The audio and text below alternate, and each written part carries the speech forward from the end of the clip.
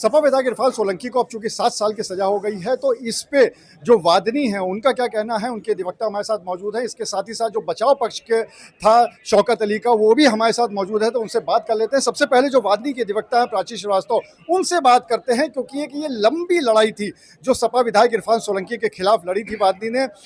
बहुत लंबी लड़ाई थी, 7 साल की सजा हुई है, तो क्या इससे आप संतुष्ट हैं? आपकी वादनी जो आपकी क्लाइंट है वो संतुष्ट है?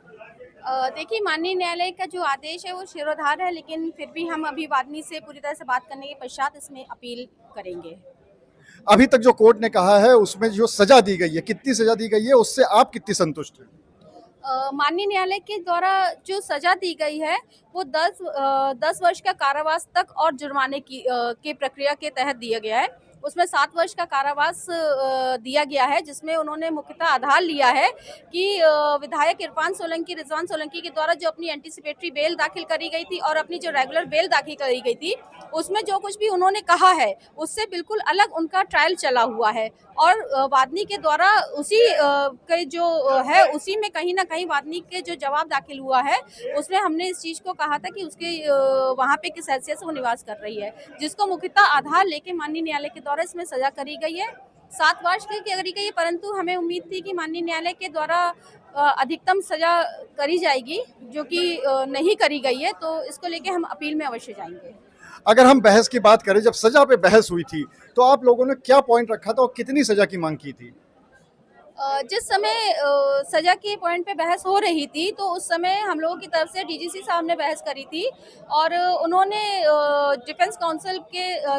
उत्तर का जवाब दिया था, जिसमें डिफेंस काउंसिल ने कहा था कि 4 बार के विधायक हैं, इसलिए इनको मिनिमम सजा करी जाए जिससे कि इनकी विधायकी ना जाने पाए। जिसमें हम लोगों की तरफ से डीजीसी महोदय के द्वारा बहस करी गई और उन्होंने इस चीज़ को कहा कि चूंकि वो लोक प्रतिनिधि हैं और उन्होंने उनका जिस चीज़ को माननीय न्यायालय के द्वारा भी माना गया, लोक प्रतिनिधि हैं, उन्होंने जो है इस कृत्य को करने के पश्चात कहीं ना कहीं समाज में बहुत ही गलत मैसेज जाएगा, जिसको कि ध्यान में रख के अधिकतम सजा और अधिकतम जुर्माना माननीय न्यायालय से मांग करी थी कि उनके खिलाफ करने का। और माननीय न्यायालय ने भी अपने जो जजमेंट है उसमें इसी चीज़ को कहा है, क्योंकि इरफान सोलंकी का कार्य जो एक विधायक है, उनका कार्य खाली एक विधायक ना होके लॉ मेकिंग पर्सन भी है और उनके द्वारा इस तरह से किया गया है, वो गलत है। हमारे साथ बचाव पक्ष के अधिवक्ता रविंद्र वर्मा जी मौजूद हैं, उनसे बात कर लेते हैं। आपने जब सजा के बिंदु पे रखी थी अपनी बात, तो क्या रखी थी, और अब जो चूंकि सजा हो गई है तो अब आपके आगे की रणनीति क्या है? मैंने जब बात आई थी तो ये कहा था कि एक तो 65 साल की उम्र है एक्यूज शौकत अली की, और दूसरी चीज़ ये एफआईआर में नेम्ड नहीं थे और करीब 1.25 महीने बाद इनका नाम आने के एक दिन बाद ही चार्जशीट लगा दी गई थी अरेस्ट करके, और कोई डायरेक्ट एविडेंस इनके अगेंस्ट नहीं थी, कोई आई विटनेस नहीं था, सिर्फ हियर से एविडेंस पर सुनी सुनाई 2 लोग गुड्डू और राजू के बताए जाने पर ये इनका नाम लाया गया था, और गुड्डू और राजू को खुद एग्जामिन नहीं किया गया था, और गवाही में ये भी आया था कि गुड्डू और राजू स्वयं भी घटना के समय पर वहाँ घटना स्थल पर उपस्थित नहीं थे। तो मेरी समझ में जो शौकत अली के अगेंस्ट से किसी भी तरीके की कोई डायरेक्ट एविडेंस नहीं थी, सिर्फ हियर से एविडेंस के बेसिस पर उनको सजा की गई है। और इसके अलावा जो एप्रिसिएशन ऑफ एविडेंस में कई पॉइंट्स पर ये गुंजाइश है कि जिसको हम हाई कोर्ट में चैलेंज कर सकते हैं अपील में, और डेफिनेटली ये सजा जो है वो न्याय संगत एक्यूज के पॉइंट ऑफ व्यू से नहीं, जिसको हम लोग हाई कोर्ट में चैलेंज करेंगे।